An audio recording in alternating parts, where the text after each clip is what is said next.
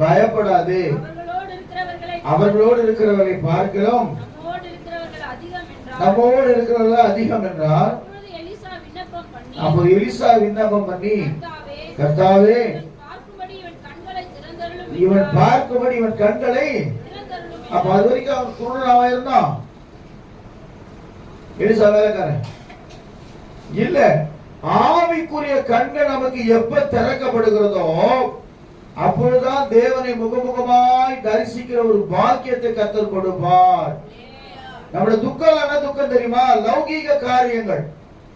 இந்த பிரச்சனை மாறணும், அந்த பிரச்சனை மாறணும், இந்த காரியம் மாறணும், இந்த காரியம் மாறணும், இதைத்தான் நம்ம யோசிச்சு கொண்டிருக்கிறோமே தவிர, எப்பவாவது ஆண்டவரே நான் நித்திய ஜீவனை பெற்றுக்கொள்ள எனக்கு கிருபை தாங்க ஆண்டவரே, எப்பதான் ஜெபம் பண்ண ஆண்டவரே, எப்பதான் ஜெபிக்கும் போதெல்லாம் உங்களுடைய கிருபை எனக்கு வேணும் ஆண்டவரே. இந்த உலகத்தில் காரியம் இல்லை, நீங்க எதை கேட்டாலும் உங்களே சொன்ன முதலாவது